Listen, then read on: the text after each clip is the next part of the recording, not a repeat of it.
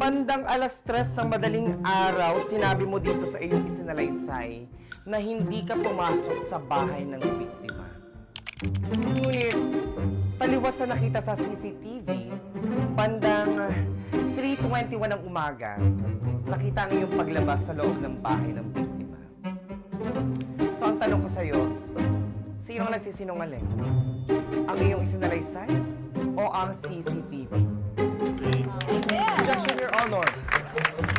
Ano object mo dyan? Ang papansing bobo. Ikaw magtanong dito. Ako dyan uupo. Balit tayo. Sige, ikaw magtanong dito. Total epal ka naman. Epal kasi ito, Your Honor. Ano be? Anong sagot mo? Sino yung nagsisinungaling? Ikaw o yung CCTV? Yung CCTV po. Sinungaling ka, hayop ka. Po? Your Honor, hahawakan ko po yung tenga nito ha kung nagsisinungaling. Malalaman natin dito eh. No.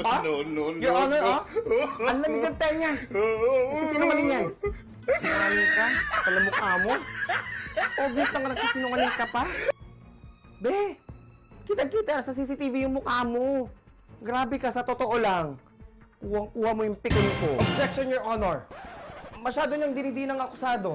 Go lang, proceed. Oh, ano?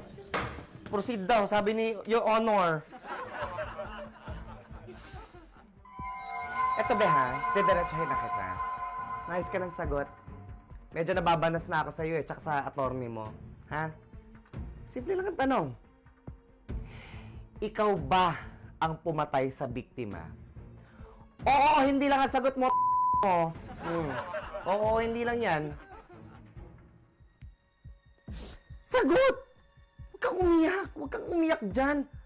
Paawa ka pa, buwisit ka. Mayos ka ng sagot, Pekto. Saan talaga kita dyan? Objection, Your Honor. Your Honor mo, mama mo. Proceed. Ano, be? Sumagot ka na. Sayang yung oras ko sa'yo. Hayop ka. Dami ko pang hearing na pupuntahan. Hindi lang ikaw ang pumatay, nakakausapin ko ngayong araw. Oo, hindi lang ang sagot. Objection, Your Honor. Hindi na tayo. Lolo mo, objection, ha? Ikaw, ha? Napipikod na ako sa'yo, ha? Ikaw, kanina, ang dami mong tanong sa witness ko, hindi ako umeepal. Tapos itong suspect na kliyente mo, oo, hindi lang ang sagot sa tanong ko, hindi pa ako masagot-sagot. Sinasayang yung oras ko, kayong dalawa. Akala nyo naman ang lilinis nyo. Opo. Opo. Ako yung pumatay. See? Ang dali lang, di ba? Ang dali lang umamin. Nahirapan mo pa ako. O, ano ka ngayon? Umamin na kliyente mo. Objection mo, mama mo, magsama kayo.